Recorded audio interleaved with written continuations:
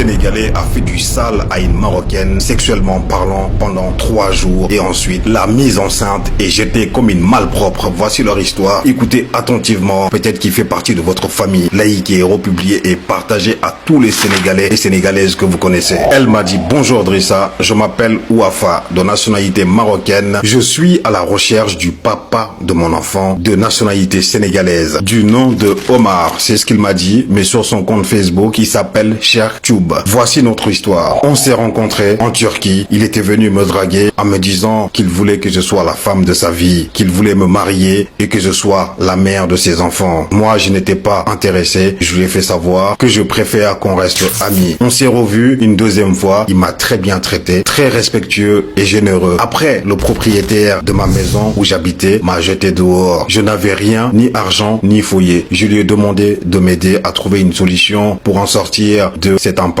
où je me trouvais. Il m'avait invité chez lui parce que je n'avais pas où aller. Au début, il m'a accueilli comme une amie, mais la nuit tombée, il s'est rapproché de moi. Il a commencé à me toucher, à me caresser, à m'embrasser. Je n'avais pas envie. Je lui ai fait savoir. J'étais déprimé, triste, angoissé par rapport à la situation difficile que je vivais. Et lui, il en a profité de cette situation. Il a insisté et j'ai fini par céder. J'ai couché avec lui pendant 3 jours. Ensuite, comme par hasard, le 4e jour, il est venu me voir en disant que je dois vraiment partir parce que l'autre colocataire allait arriver et qu'il ne va pas apprécier ma présence et surtout les voisins turcs aussi n'apprécient pas de le voir avec moi. Il m'a promis de m'aider à trouver un autre endroit. Je me suis senti trahi, abusé et bête. Ensuite, j'ai pris mes bagages. Je suis sorti comme une chienne, abandonnée, rejetée. Quelques semaines plus tard, j'ai commencé à avoir très mal au ventre et beaucoup de fatigue. J'ai pris des médicaments et c'est passé. Et arrivé à la date de mes règles, je ne les voyais pas. Je me suis dit que c'est peut-être dû au rapport sexuel que j'ai eu récemment. Et au bout du 2e mois, toujours pas de règles, j'ai commencé vraiment à m'inquiéter sérieusement. Je suis allé consulter un médecin et d'après les analyses, j'étais bel et bien enceinte. Je l'ai appelé pour lui dire la nouvelle. Au début, il ne m'a pas cru et il m'a dit que même si je suis le père de ton fils, je ne vais pas assumer. Je ne vais rien faire. Ne te fatigue pas. J'ai beaucoup pleuré. Ensuite, il m'a bloqué de partout. Je suis resté malade pendant 8 mois et demi. Je vivais grâce à la charité des gens et à l'aide de ma famille au Maroc qui ne savait même pas que j'étais enceinte. Cette période a été d'une souffrance inouïe pour moi. Malgré tout, j'ai continué à résister jusqu'à donner naissance à mon fils. Ensuite, malgré son abandon, après mon accouchement, j'ai trouvé un moyen de le contacter pour lui dire que j'ai accouché de son fils, que j'ai nommé Bara, un prénom sénégalais que j'ai beaucoup aimé. Ensuite, je lui ai dit que l'enfant lui ressemblait énormément. Ensuite, qu'est-ce qu'il a fait? Il a bloqué le compte Facebook et disparaît